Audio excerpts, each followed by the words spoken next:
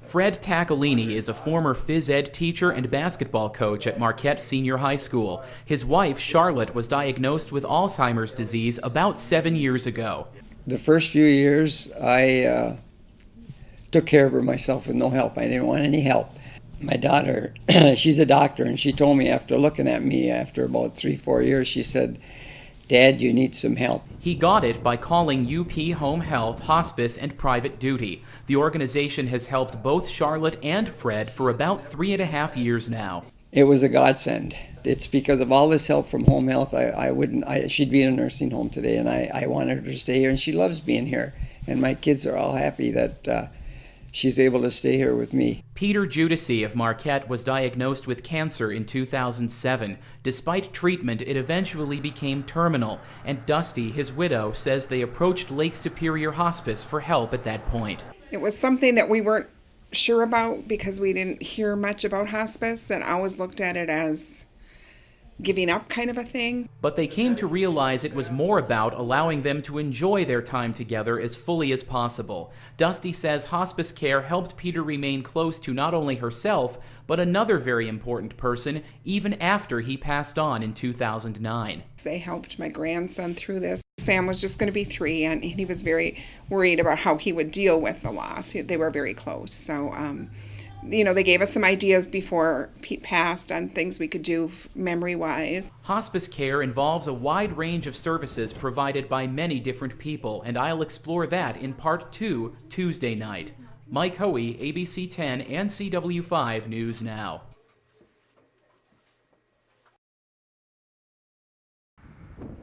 In hospice care, registered nurses often serve as a case manager. They have a set of patients that they see regularly, and they coordinate care between the patient's own physician, other hospice staff, and volunteers. We visit our patients in their home setting. So their home may be a private residence, it may be a nursing home or assisted care living center.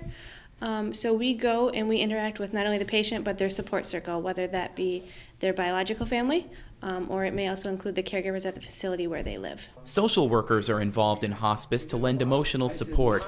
They also help the patient and family obtain many other kinds of assistance that they may need. We help with community resources, like Meals on Wheels, Lifeline, those type of things. So we generally go in, assess their support networks. But some needs are of a much more deeply personal nature. Hospice groups can also address them. We have spiritual care as well, so we have trained chaplains that go in and offer those types of services to the patients, the families, members, and the caregivers as well. Of course, any kind of health issue can often bring a great deal of financial stress with it. Hospice organizations can assist with medical-related finances as well. There's so many types of suffering when someone is sick that are beyond just the clinical illness. So that's why you need this broad spectrum of experts to relieve all the types of suffering. But Jeff Nyquist says volunteers are the heart of the entire hospice movement, and I'll have a look at their role in Part 3 Wednesday night. Mike Hoey, ABC 10 and CW5 News Now. And that's the thing then that hopefully...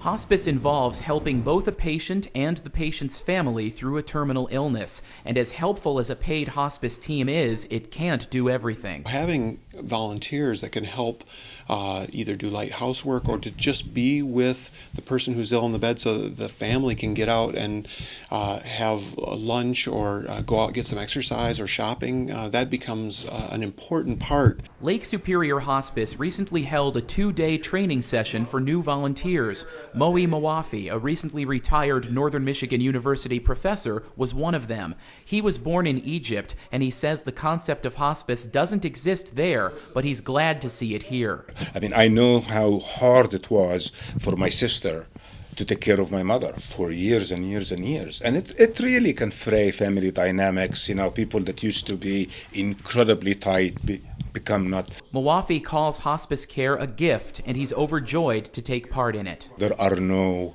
words to describe it. But it is also giving and hoping that maybe someday whatever I gave would come back. But I also really feel that I owe that. In fact, I think everybody really has that debt to pay. Some of the more unique hospice stories involve creativity from the volunteers. We had an older gentleman who was a champion ping pong player. He couldn't play ping pong anymore, but we had a volunteer say, you know what, I've got a Wii system and I'm going to bring it over. And he started playing Wii ping pong with this gentleman, and they had a great time together. Thursday night, in part 4 of this series, I'll explore how to obtain hospice care and how it's paid for. Mike Hoey, ABC 10 and CW5 News Now.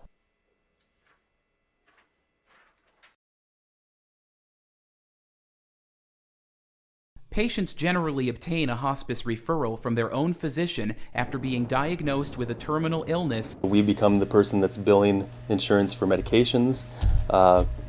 We have to coordinate all of our variety of services, which would be social work, therapy, nursing, home care aides. All these individuals would be bundled into a billed program. So we have in-house billing, we have day in and day out communication with all the insurance companies. Cost is not an issue. Under Medicare laws, no one can be denied hospice care because of an inability to pay. Even if someone doesn't have insurance, they still will be able to receive services. Medicare, Medicaid, and most private insurers cover hospice services. My understanding with the most insurance generally we deal with is Medicare, and all of those services are covered.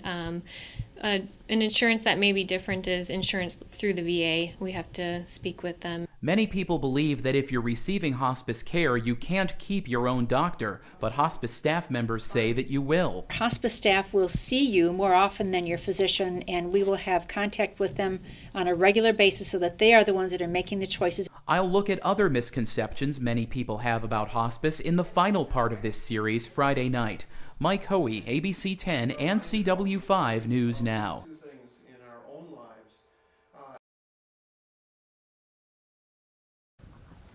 Hospice came to America from England several decades ago. Because the Upper Peninsula is rural, some may think the UP is behind the times in recognizing the value of hospice care. The UP is actually the cradle of hospice. Per capita, we had more hospices in the beginning of the hospice movement, which was the early 70s, than anywhere else in the country. Jeff Nyquist is the CEO of UP Home Health, Hospice, and Private Duty. To him, the biggest hospice misconception is that it doesn't exist, that there is no medical service to help patients with terminal illnesses and their families. Individuals in our agency, individuals that are around hospice all the time, when they have an individual hospice event, when one of their family members gets ill with a terminal diagnosis, they forget about hospice. Another misconception is that hospice is where you go when there's nothing else to be done.